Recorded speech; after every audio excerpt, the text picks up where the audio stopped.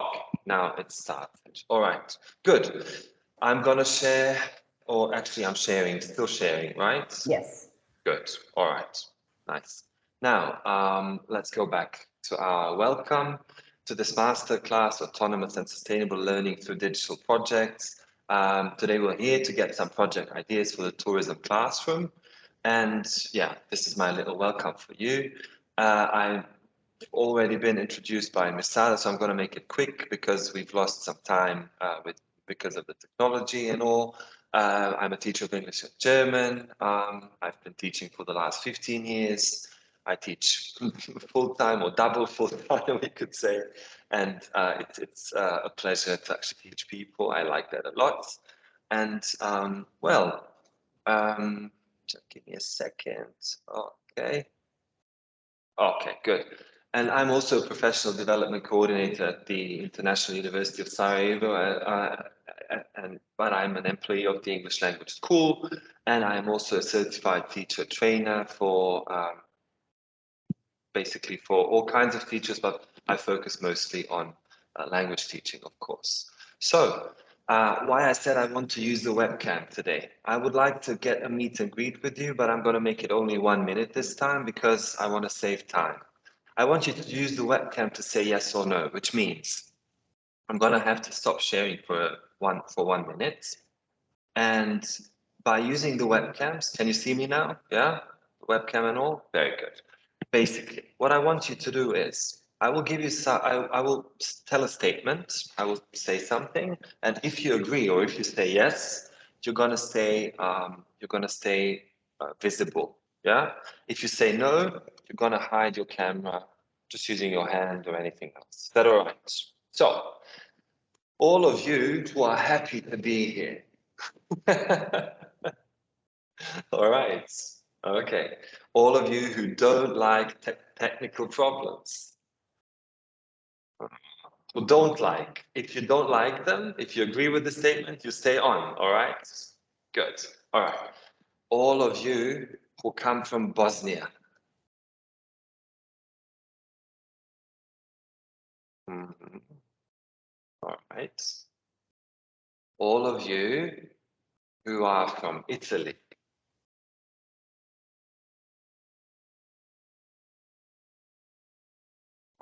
Okay. Sounds quite good. All right. Good. All of you who have had more than 1 cup of coffee today.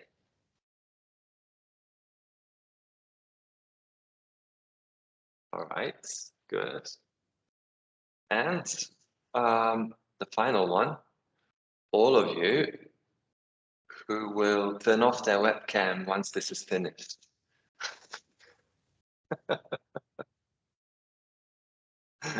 All right, it's a mix of people. Good. All right, thank you. Thank you for joining me in this little meet and greet, I would say. Because it's, in an online setting, it's quite unusual to actually know the people and see who they are and what they are about. So this is a little way of making us feel more connected within this 1 hour. So I'm going to share or continue sharing my screen again with you. I hope it's going to work out, and just tell me. Yes, oh, wonderful, wonderful. I can see that. Can you see it? Yeah, I will make it big again. Yeah, all right. Is this okay? Because right now I cannot see you. Yep. I don't have that option. Yes. Good. So, Okay. nice. The outcomes of today's masterclass slash webinar. Because I'm a teacher trainer, I can't really escape from being a teacher trainer. So I'm going to use that on you today as well, I hope. Hopefully, if we use the time wisely, at the end of this session, you will be able to say these, at least these 5 sentences. I want you to be able to identify the pros and cons of project-based learning. I want you to be able to name the key competencies of learners, if you are, or if you're not already able to do that. I also want you to be able to describe the features of a project that you can do in a tourism classroom. And I would also like you to try and have a glimpse at planning and organizing a project as well for your students. And I've prepared a booklet for you and a little separate sheet. But this booklet is a booklet with project ideas that you can use in your classroom with quite a lot of descriptions and instructions and outcomes and goals, everything described along the way. I will talk about that by the end of this session. So what I would like you to do now is I will give you a link in the chat if I manage to go back to the Teams to the Teams chat, so to say. And just give me a second. You will have to be a little patient because when you make things full screen, then you can't see anything but the full screen. So yeah, that's about it. So good. I'm sharing the link with you in the chat now, and I would like you to join me in this little poll. And in this little poll, you will see a question, which is as follows. Just a sec. It says, how often do you usually do projects with your students within one academic year or within one school year, as we would say, yeah? And there are 4 options: almost never, once, more than 3 times, or regularly within one school year. I hope you can join me using this link and click on it and click on the answer that actually applies to you. I can see some people have already clicked. That's nice.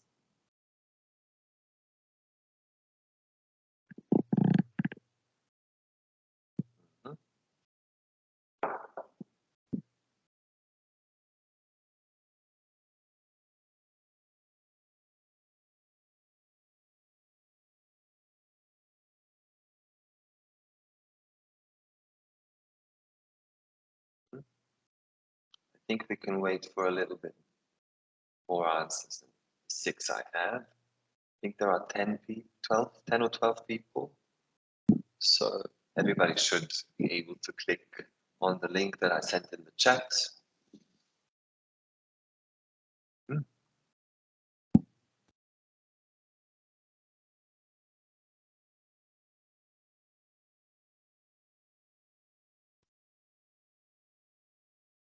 Okay. Yes, that's the answers we can get, right?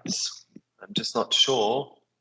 Just a sec, one more time. How many people? And then I will be able to see if I can deal with this.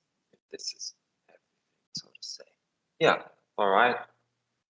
A little less, but it's okay. It's all right. Good. So as we can see here, it's quite a mixed group, I would say, as usual. Yeah, but most of you, 57% of the 7 people that have voted, actually regularly do projects with their students within one school year. The others do it once. There is nobody who almost never does it. And there is also nobody who does it more than 3 times. So what's more, regularly or more than 3 times? I guess regularly is a little more than just 3 times within one school year. Good. All right. I guess it will be nice to see what you say about things we talk about today when it comes to projects. I'd like to skip this part because we've lost a lot of time. I wanted you to discuss in your groups why you do or don't do projects. But I will allow you for 1 minute to just write yes, because, no, because in the chat.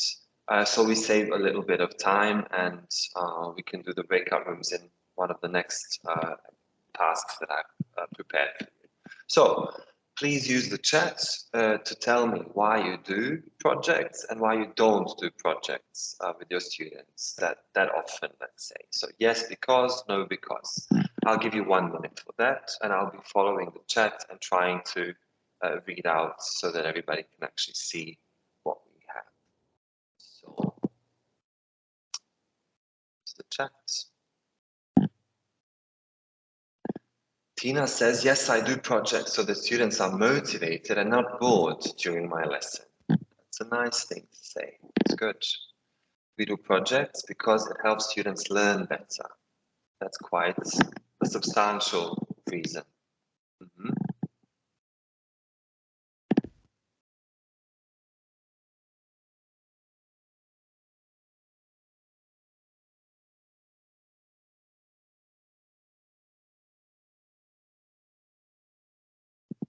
Mhm. Annette says, I do because it's more interesting for the students and it enhances motivation. All right. Again, motivation. That's a nice thing.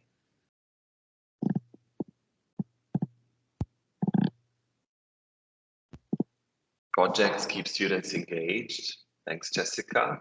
And the teachers as well, I guess.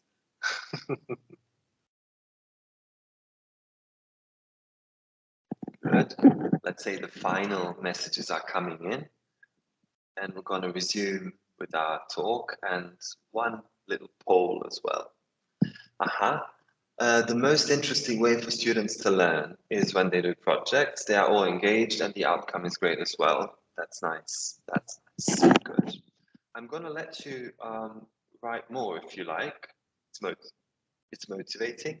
But I'm also going to ask you to do me one more favor. You will see why.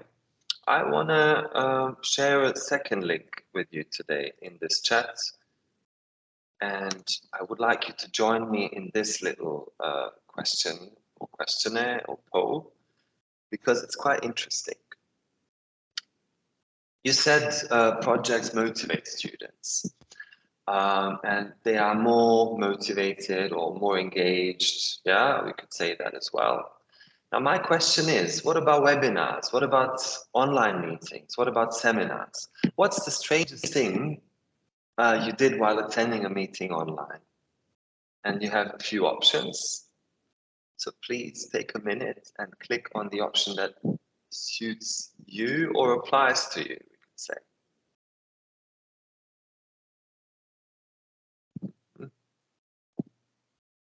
Okay, this is funny. All right.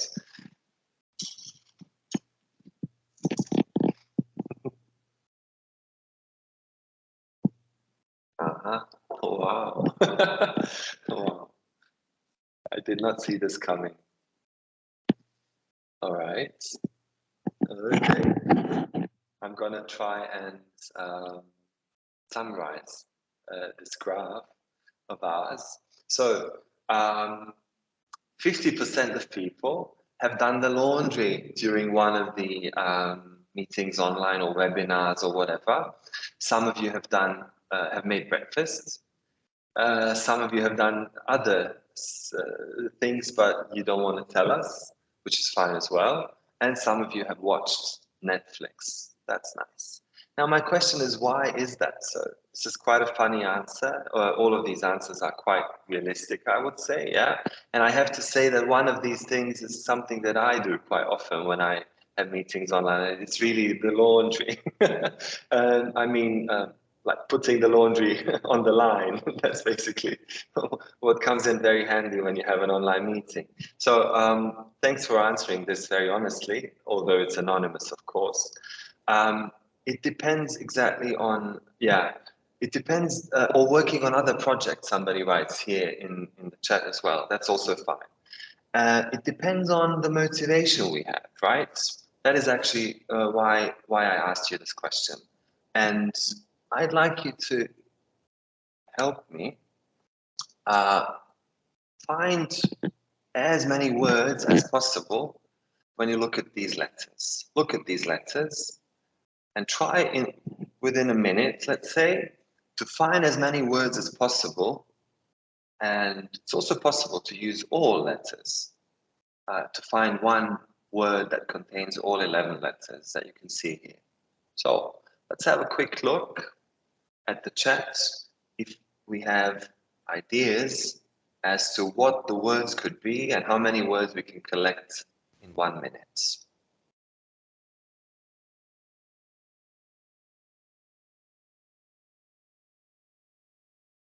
Rent, initiation. Emir, we cannot see the. I cannot see the. Okay, now we. Okay, thank you.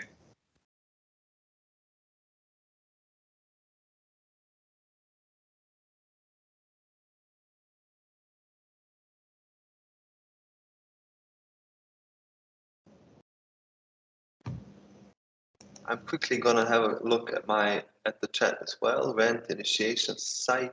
Okay, continue now.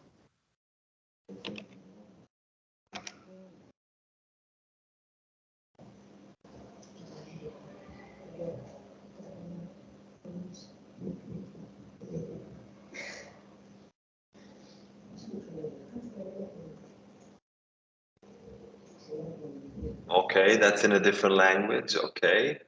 Note, recite, recitation. Mhm.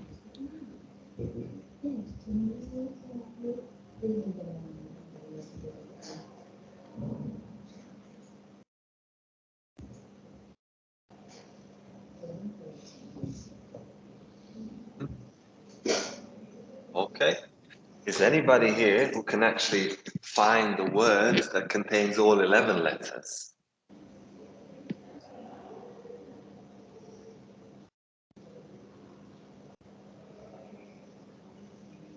Nice. Okay.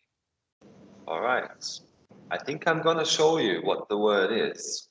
Look at it. Best answer would be interaction. Yeah? That's actually the word that contains all 11 letters. It is interaction, and that is what makes students more motivated when it comes to doing projects in the lessons. I'm more for note and eyes, and that's it. Yeah, usually we start with what we need right now, right? Okay, all right, good. So somebody's mic was on, but I actually managed to mute the person. I'm sorry I had to do it because I can't hear myself. So interaction is the key word today. And what I wanted you to do today is a little simulation, and that's what we're gonna do. As far as I can see, there are, well, 9 people. There's from chat. I think it's about 9 people. So we could actually make maybe 3 little groups, 3 breakout rooms, which is what I'm going to do today. What I'm going to do now. So in your little breakout room, I'm going to visit you within the first half a minute, and I'm going to give you a little link. Every group gets a separate link. So that's why I have to visit you to give you the link for your breakout room. For that link, with that link, you're actually gonna be able to access a Jamboard. And I want you, because I am from Sarajevo, I want you to, within 5 to 10 minutes, to try and, which is really a very short time, I know, to try and make a little digital poster, which does not have to be wonderful or artistic or whatever, but I want you to try and have a little glimpse of how your students feel when you let them do a project. And to make it a little smaller, I divided you into groups, and every group gets only one little aspect of life in Sarajevo, tourism in Sarajevo, actually, to present. This is the 6 groups I prepared, but I'm going to give you one link, so it's going to be 3 groups. The topics are nightlife in Sarajevo, shopping, outdoor activities, architecture, food and drink, and historical and cultural attractions. All of them related to Sarajevo. Is that all right? Everybody understands the task? Yeah, so designing a digital poster. If we had more time, and if it was my classroom, I would give you these steps. I would tell you to brainstorm what you want to include. I would explain to you to use the drawing tools and images tools or image search in Google Jamboard. I would also tell you to include a catchy title and include some main key pieces of information or facts, not too much text. And also I would tell you that you would have to present it in front of the class or in whatever way, so to say. Yeah? All right.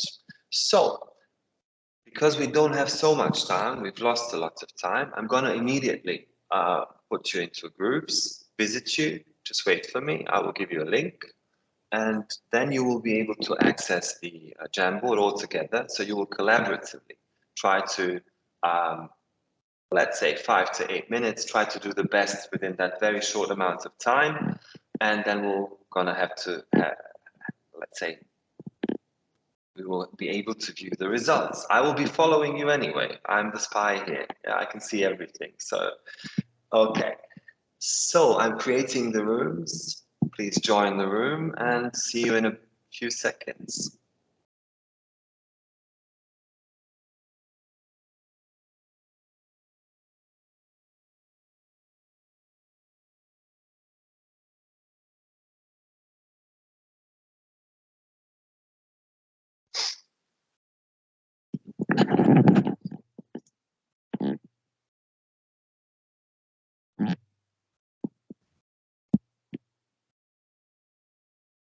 Have you got the invitation for the rooms? Not yet. Not yet. I've created them, but Teams is a little slow, I guess. Okay.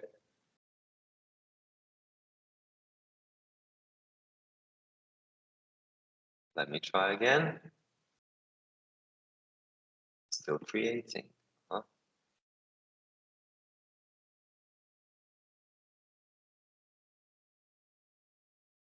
Try again, it tells me.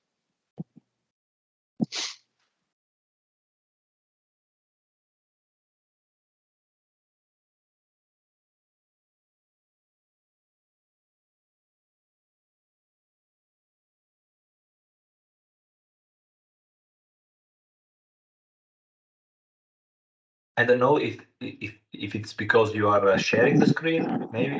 I don't know. Just wondering. Thank you. I'll try to stop sharing and then try to create the rooms.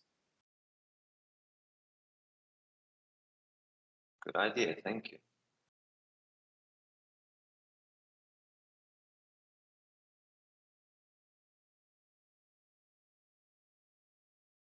It seems that that's not it.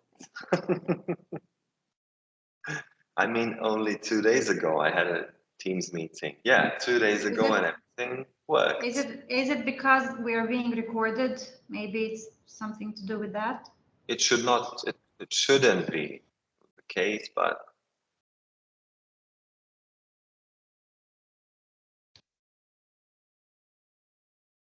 I don't think so. It should not be a problem. When you record, you just pause the recording and that's about it.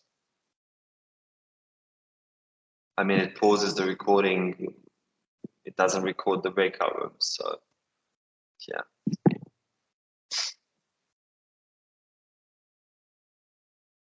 Not sure what it is. I mean, 2 days ago, I did it, but I was at home.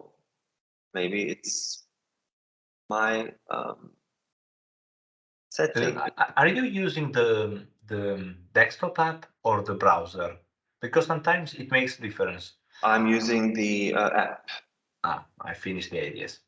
Yeah. Thank you very much. Maybe if we all work together, we do the project together in one room. Tina, that is something I have on my mind. Although the group is quite huge for one project, but we can make it do. Yeah, why not? Yeah, Why not? we'll make it work. I mean, if I stop the recording now, I will have to kind of like start a new one. I can't pause it, so I'm I don't want to stop the recording. I guess that would be bad, right? What do you say, Federico? Yeah. I don't know. If we can do because what do you think that stopping the recording, the problem with now? I'm not sure. No, I don't think it makes any. I don't think it makes a difference, but we can do it all together. No, we have to make. Yeah, then we're gonna do it all let's together. try to do that. Okay, good. Let me check one more time. It's Teams. That's what Teams does. What can I do? What can I say, right? That's what Teams does. Okay, so I am going to send you all together a little link, and I'm going to use a topic to relax us. Yeah, you will see when you open this link, the very document that I'm sending you, or the very Jamboard, the place where you can collaborate, will actually tell you what topic you have got. Is that all right? Good. So you can if you were in breakout rooms, you would of course turn on your microphones and discuss things a little. Yeah, that's what it would look like. But now that you're all together, try to do the same, but maybe not everybody at once. Yeah.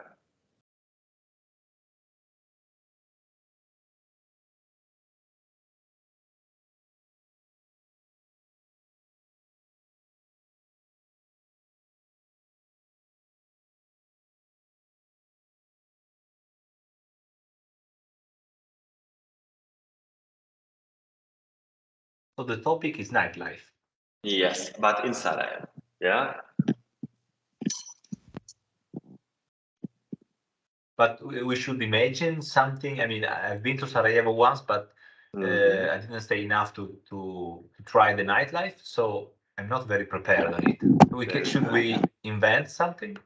But Federico, I think you have some group members that can help you. Where are they? How about food and drinks? Of course. Okay, so ladies from Sarajevo.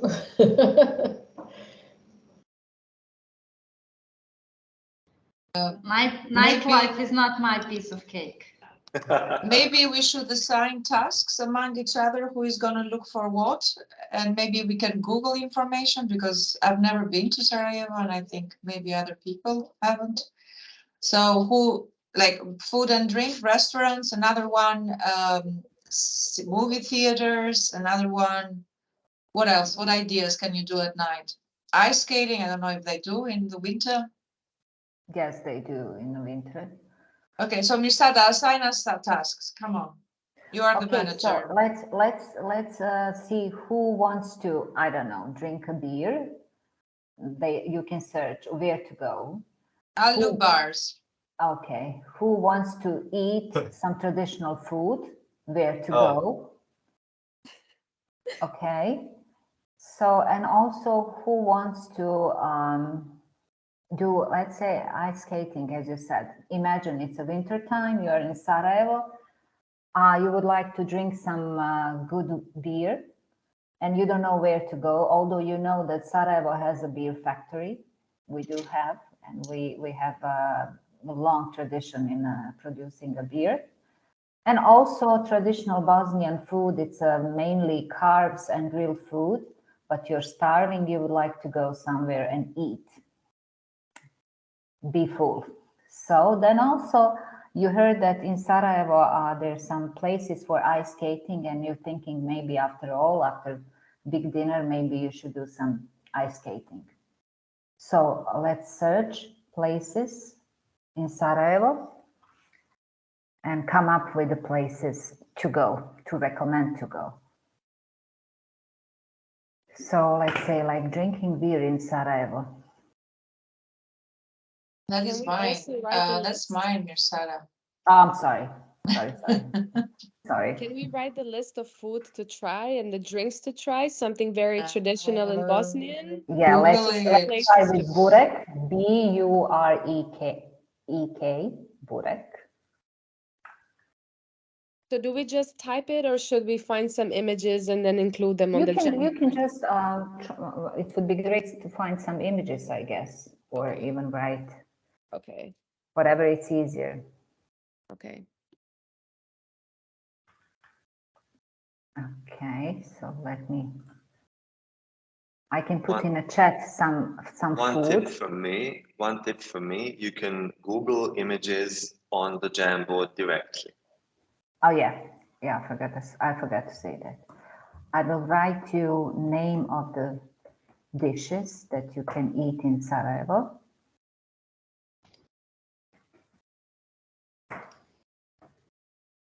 So are we now in the breakout room or no? Oh, we are all together because we couldn't.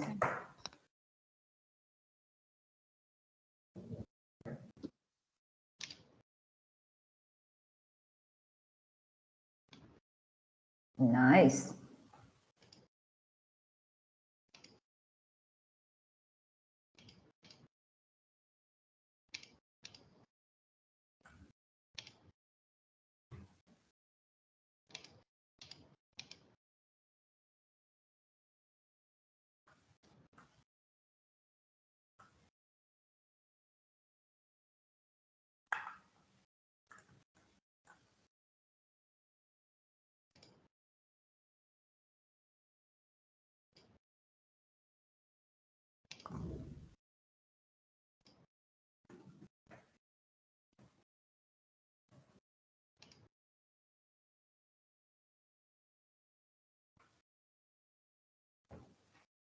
Oh,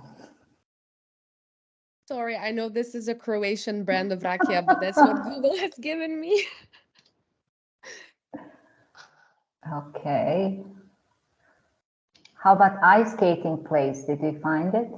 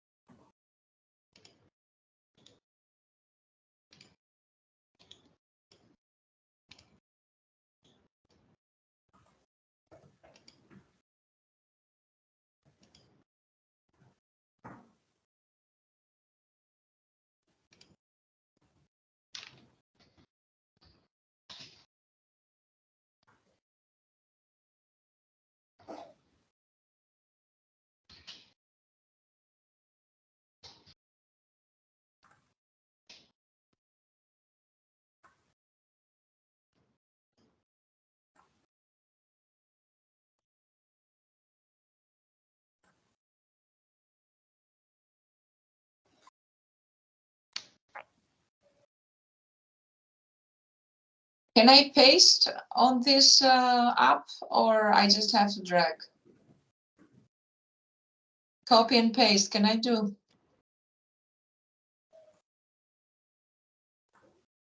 I really don't know. I didn't try.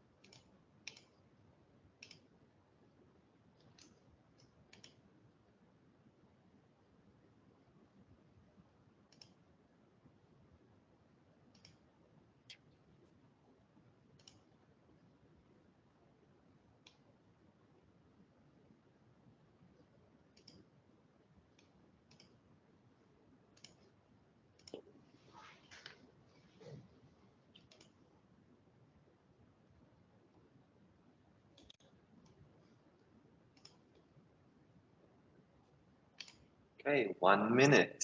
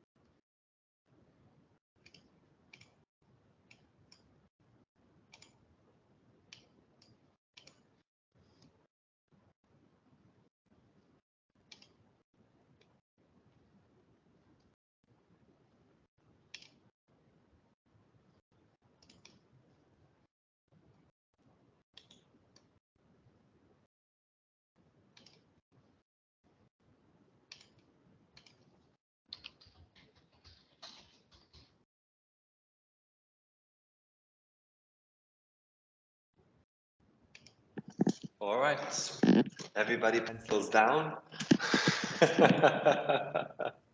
All right, good. I've been watching you. Unfortunately, I could also hear you because usually I would not have been there if it was a breakout room. But I think I achieved what I wanted, and I want you to tell me because you will. I'm kind of getting you there, yeah, a little bit to where I want you to be. So, what I'd like you to do is to write one little word. Let me share this with you again.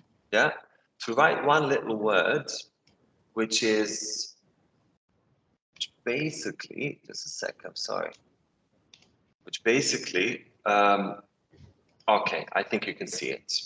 Write one word which tells us it can be an adjective, that would be nice, but if not, it can be any other word that describes the previous group activity. And please use the chat for that. How did you feel doing the 5 to 8 minutes or working on the digital poster all together here in an online setting? Imagine it was a breakout room. Which word or adjective describes it? It does not have to be positive at all. I want your honest opinion. How did you feel?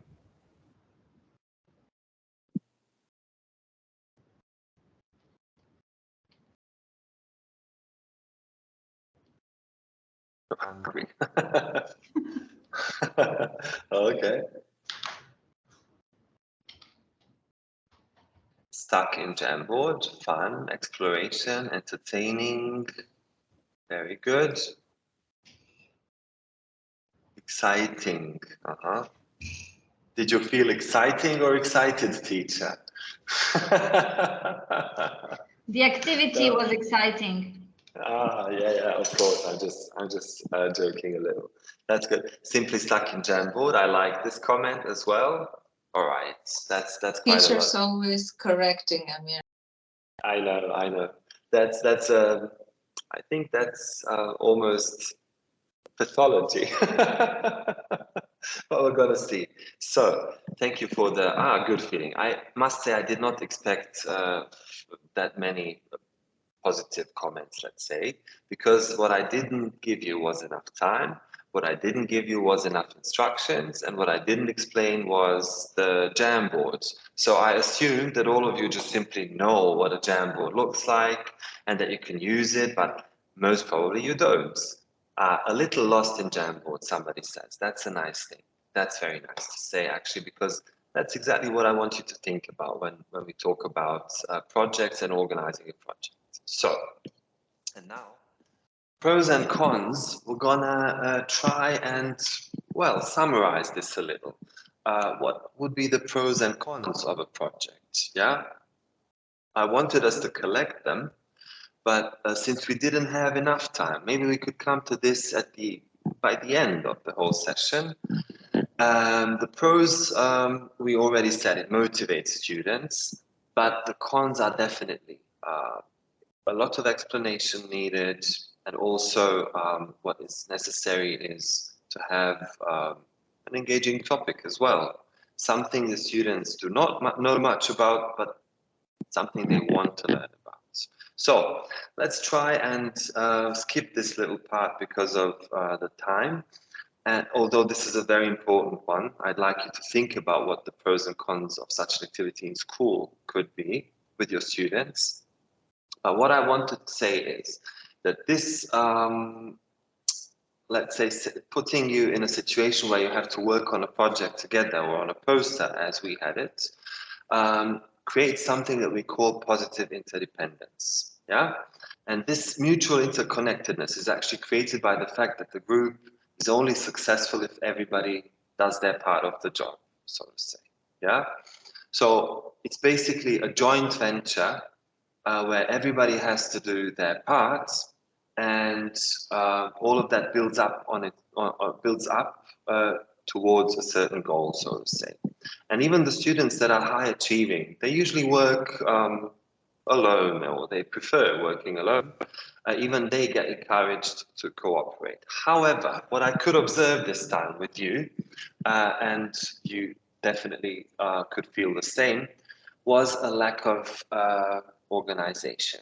Would you agree that it was not very well organized, in the sense that you didn't have enough time to find your own way to make a proper, let's say, plan? Yeah, everybody was basically collecting ideas, which is the first step in every project. You collect ideas, and later on you filter out and you sort them out. So time is one factor. The second thing is organizing everything well. So what we have to do to help our students organize things very often is actually assign roles. Yeah, and that's what we don't often do. Can you write in the chat if you have role cards when you do projects or group work even? It doesn't have to be a big project. Do you let students work in groups all together, or do you sometimes also give them separate roles so that everybody has a role to fill? Just tell me a yes or a no in the chat if you've done it. If not, I'll be happy to tell you which roles there are that you can actually use when you organize different projects or even just simple group work on an everyday basis. So just tell me, give me a little yes or no in the chat. We do not use roles frequently. Federico says, good.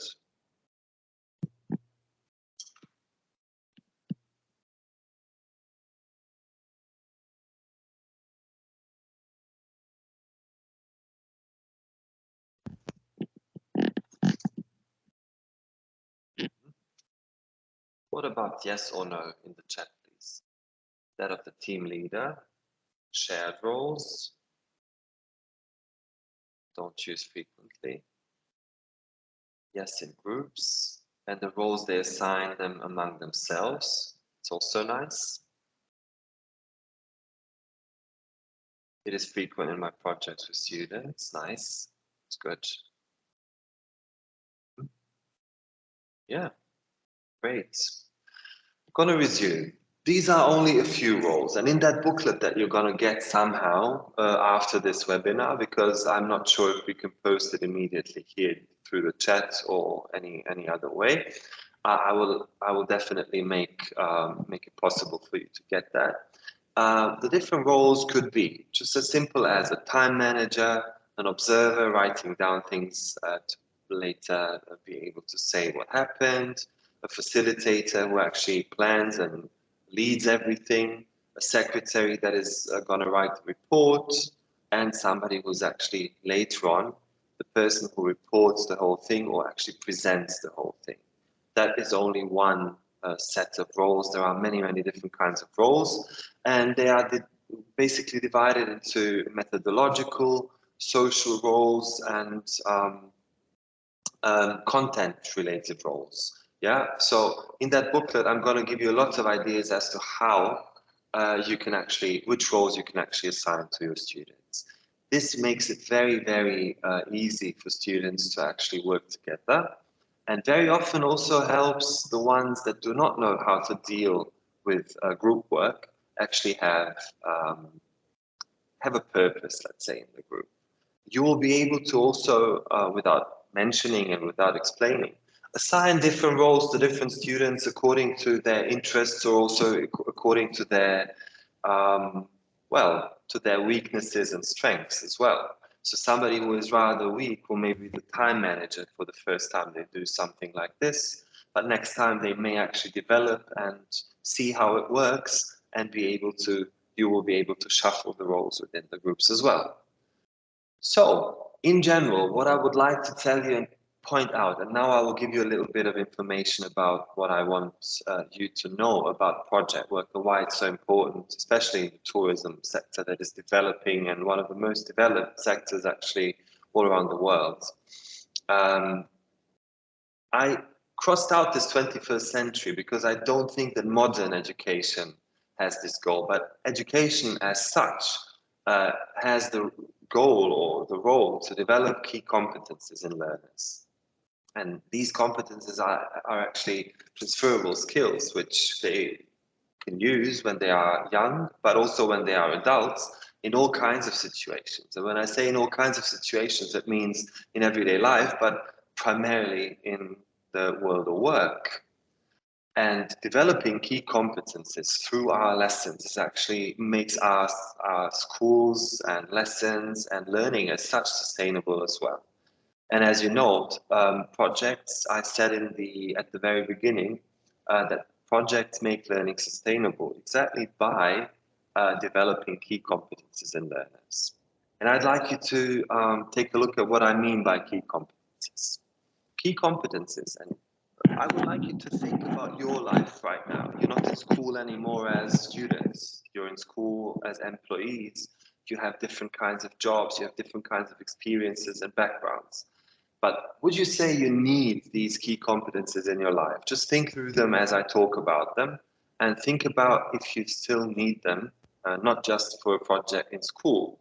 So one of them is that you can research, assess, and process information. A project teaches you this, because you need to research, you need to evaluate, and you need to process information by talking to other people as well.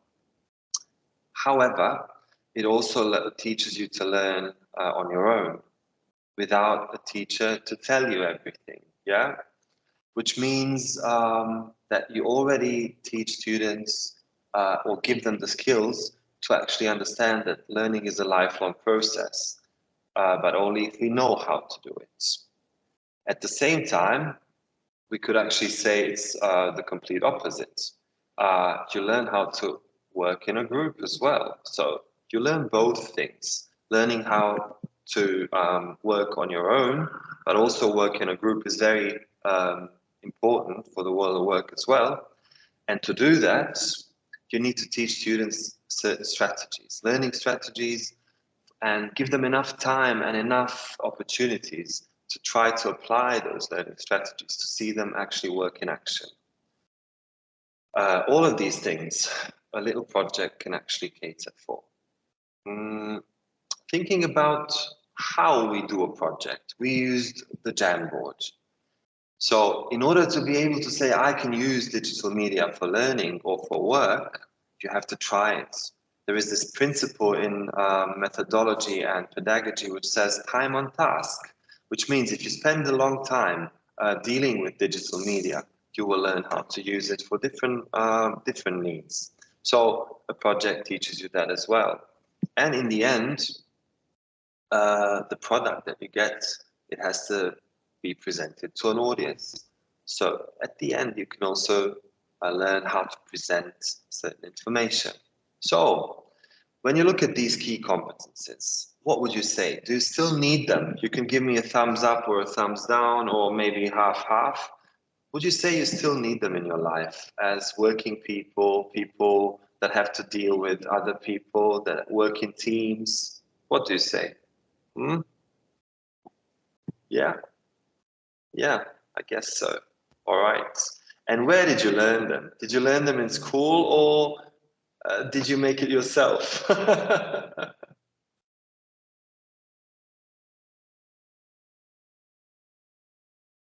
Uh-huh. Somebody's raising a hand. With others. Yeah, learning by doing, but most probably after school, so to say. Yeah. All right. Good. So let's go back to the key competencies. So these are the key competencies, and one project teaches you how to do all of these very, very important things for the rest of your life, so to say. And I would like to present to you the 6 features of a good lesson. And I'd like you to think about for yourself, when was the last time you had a lesson that had at least 3 of these features? So take a look. I'm going to read them and you just think for yourself. I'm not going to ask you to answer me, but just think for yourself and reflect a little bit on your own work. So, in the lesson, guided by a task, learners independently find out something previously unknown about a topic. Learners can relate what they have found out to their own experiences and real life.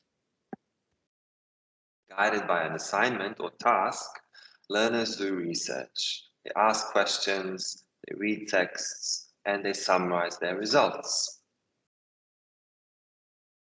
In addition to the assignment, materials and media are available, enabling the learners to solve the task independently. Learners become creative. So that means they create something new and they decide for themselves how to engage in the process of a project. So decision making, yeah? And the learners work together to develop a product that corresponds to their interests. They use any mode of presentation that suits their age and communication habits. So think about these and for yourself, try and answer for yourself the question that I asked you. When was the last time you had a lesson that actually had at least 3 of these features? Yeah? Okay. Good.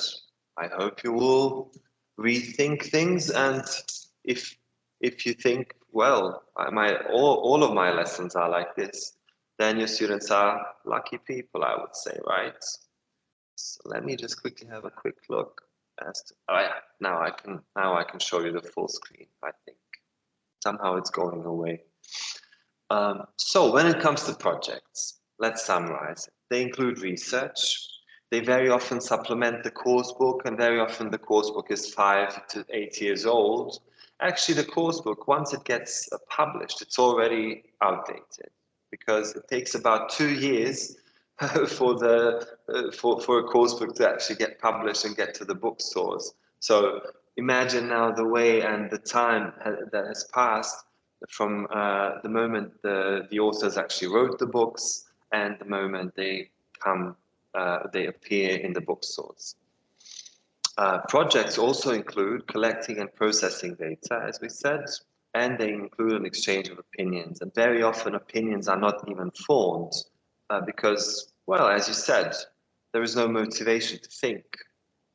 And projects very often involve pulling in the real world of the learners into the learning process. It's very important because that is actually what gives the motivation.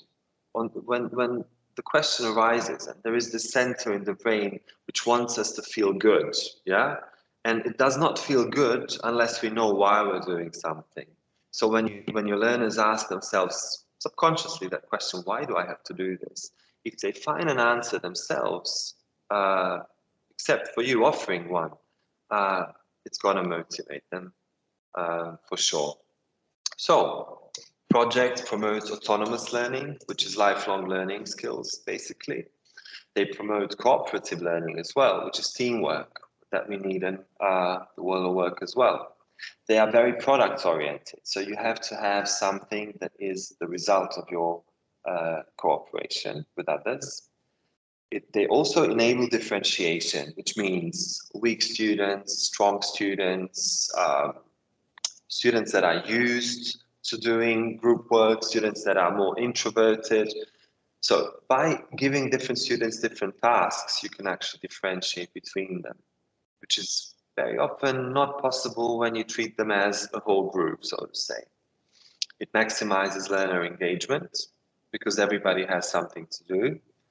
It also contributes to media literacy, although you do not teach ICT or whatever that subject is called, and it gives space to creativity. And what I would like you to remember or to think about or to bear in mind is that there are macro projects and micro projects. Micro projects are usually something that we do in the lessons. Macro projects take days, weeks, or months, or even a whole year. Micro projects are projects that take 1 to a few hours, let's say. Yeah. So I want to show you one little example from Sarajevo. Just a second. I want to show you. Let me make it large again. I hope you can see this. Yeah. So one example. What can you see actually? What is this? These are windows from Sarajevo. Yeah. And there was a project where there were 4 stages. So people were asked to explore Sarajevo through photos or windows. They were actually given one of these photos. They were told in which area on a map, let's say the windows could be found. So in groups of people, the tourists actually went on a search to search for windows, for that one window that actually their group was assigned to. So they had to choose a photo to work on, and they had to choose a mode of presentation. They found it, and there were many, many different tasks that you could actually give to the tourists. There were imaginary things like who lives there? Yeah, what do you think who lives there? And try to tell the story of Sarajevo through an imaginary family or a person who lives in that window, behind that window, so to say. So it was very creative as well. The group developed their project, and then they published the project in a gallery walk. It was actually printed out, and videos were shown, and people could actually take a look at all of the work or products that were produced by all of the groups. The other learners got little, like colored stickers. They were basically just little circles, and they could put their stickers on their favorite products, and in the end, that's how they chose which project results they found were the best or the most successful. So this is something that was definitely, think about it, macro, micro. It was a micro project, but it took a few days, definitely. Another one could be taking photos from the morning until the evening to record your day in a city that you want to talk about. For example, my day in Bologna. It could be your city as well, where students develop an itinerary of a full day for a tourist in their town or city, just by taking a look, taking their mobile phones and taking photos, nothing else. It would be a nice introductory project for students who've never done anything like that, because most of them actually take really nice photos. And again, it's a micro project. This is from my classroom. I use Pic Collage, or actually my students use Pic Collage on their mobile phones. It's a free app that you can download, and you can actually make collages using your own photos from the mobile that you have on your mobile, or you can Google them just as you did in Jamboard. So this girl actually showed her town or her city, Sarajevo, and how she spends time in Sarajevo in order to introduce her city or town to her friend in Germany. That was basically the task, so to say. So it's already and that friend was coming to Sarajevo within a few weeks.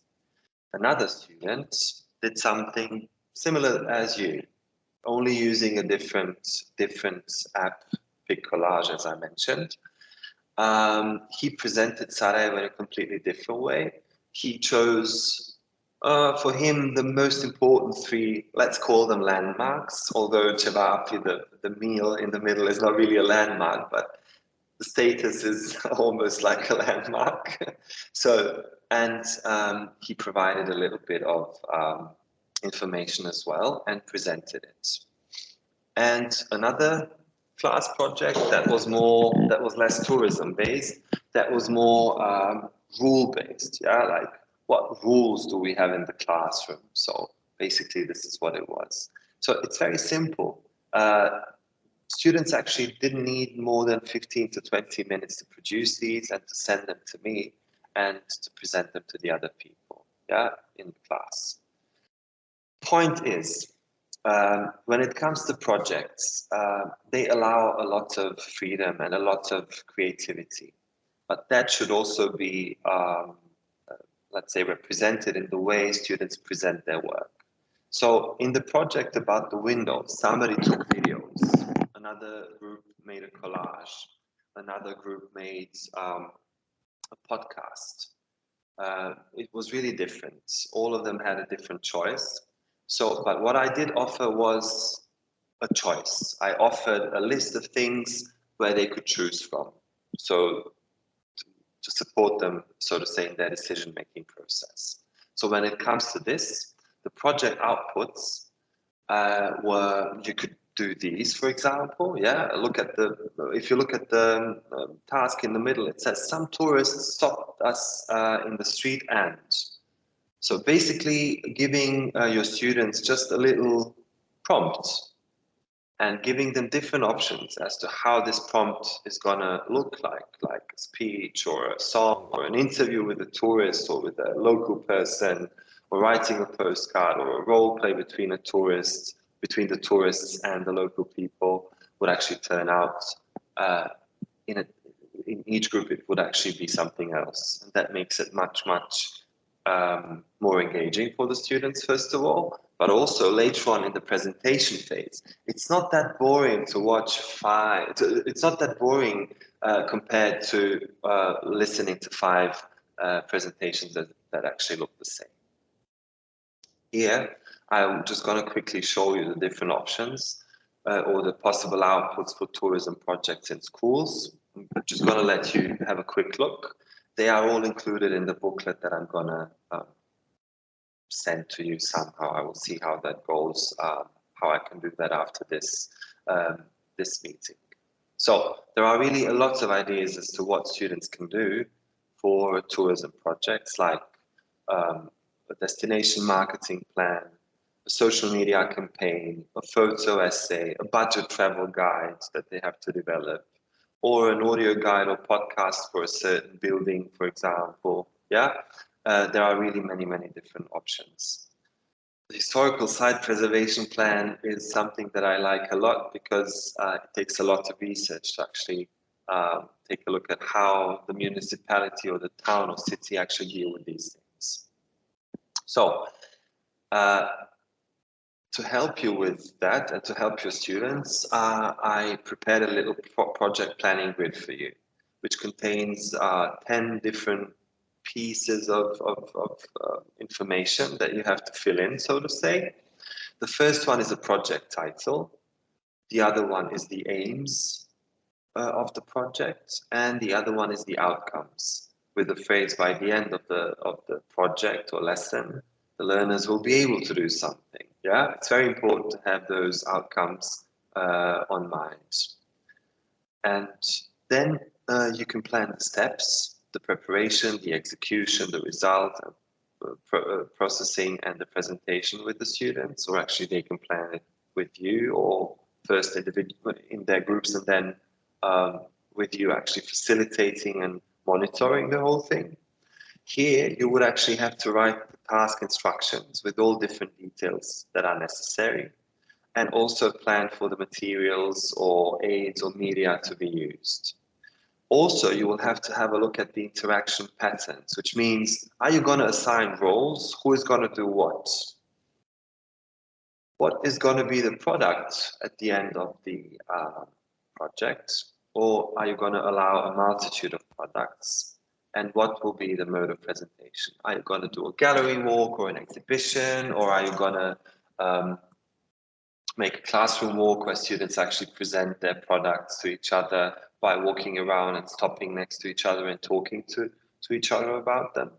And how are you going to follow up or actually gather the feedback or evaluate it? Are you going to check all of them, or are the students going to evaluate each other? Is it going to be peer evaluation? All of these things are necessary to plan a good project for school. And once you have this planning grid filled out, there is actually nothing much that can go wrong. Yeah, I can't make you download the document right now, and that's why we're not going to do this. And we're not going to work in groups again because we can't assign the groups. But what I definitely want you to do is I want you to think of a project idea on your own and share it with us, because this is basically we are basically reaching the end of today's meeting. So what I would like you to take a look at is share some of your ideas. I know it's on the spot without the group work, but there is nothing much I can do. I would like you to share your ideas as to what kind of project you could imagine to project title, let's say, you could imagine to plan with your students. Did you see anything from the things that I showed you that you could actually, that you found inspiring, let's say? Or do you have some ideas of your own that you would like to share with the others for them to also be able to use them in their own classrooms? So please just raise a hand or start talking, whatever you would like to. Juan, Maria, please. I'm sorry, it's error stop the hand. Sorry. Okay, no problem. So it was just a little wave. All right. So I know it's a little bit. Yeah, Emir, yes, we are a little bit in delay, so I don't know if how much time do you need to end the session. I don't want to interrupt you, but I don't want people also going away before you can end and come to a conclusion. 3 minutes. Okay, 3 minutes. Great. Yes. I'm sorry that we didn't have the productive parts and that we had that delay at the beginning, but unfortunately that's what happened. So do you have any of your ideas for different tourism projects? You said you do them. You said you do them regularly. What is it the kind of projects that you do or would like to do with your students? Is there any idea that comes from the top of your head right now? Aha, Jessica says the travel brochure is really interesting. All right. Yeah, not a bad thing. And imagine students working on a travel brochure together. Yeah. When you think about the key competencies, it actually, Jessica, right, includes, I guess, all of them. Mm-hmm.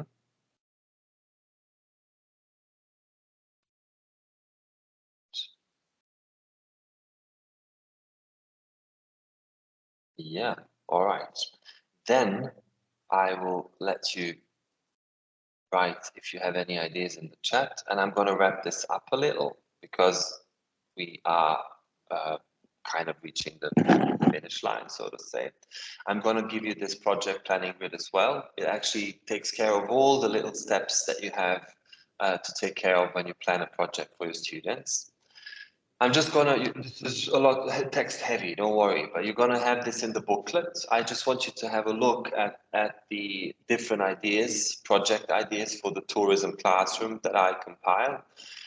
Virtual travel brochure project. What I like very much is a sustainable tourism project as well. Well, it's conserving the environment or also the urban environment. The tourist guide project, yeah. So tourist guides, yeah.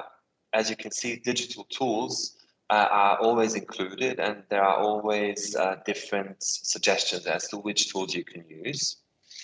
For example, a cultural exchange project where students can actually organize a cultural event, online event as well, and do this as a joint project with a school from another country. That would actually be a nice project regarding tourism as well. So crossing borders, so to say, and a historical tourism project as well. Just as an example, one of the projects I like really much, and this is a building from my city as well.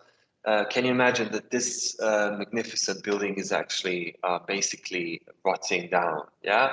So it's the so-called neglected gems project, where students have to discover and showcase a neglected gem in their town or city or country, and basically try and find a new purpose for a building or anything, for a structure that's been neglected by the authorities. And there are also outcomes for this project. And each project that I put in the booklet, I also included the outcomes for your students. So a student can identify and research cultural landmarks. They can develop a creative and engaging way to promote these neglected gems to locals and tourists, and they can also work collaboratively with others and so on. Another one that I really like is the accessibility project. So tourist accessibility. How barrier-free is an area for tourists, for example, that are in a wheelchair. So students can actually plan an accessibility map, for example, for people coming to your town and trying to move around, people with difficulties moving around, obviously. And also for the elderly, very often we forget them. But look at these nice tourists, yeah? Here, there are some tips to consider for students to, well, plan out things and talk to local businesses and organizations, to plan a lot of rest and refreshments as well for a tour for the elderly tourists, so to say. And also a business idea, and this is the last one I'm going to tell you about, where students have to develop a business idea that addresses a gap or need in your town or city. All of the projects are tourism-based. So when I say a gap, it is a gap into the tourism industry. What does your town or city, for example, need, and which business idea could actually fill that gap? And as you can see, the Sustainable Development Goals, many of them can actually be also be, let's say, integrated, yeah, within a project-based learning in the tourism sector. As you can see, climate action, life below water, even no poverty with a business idea, quality education anyway, also the gender and age equality, yeah, industry, innovation and infrastructure as well. So there is a lot of things that you can actually also enable students to develop. So that's about it. I was rushing it a bit because of the delay and everything, but I hope you're still okay with me.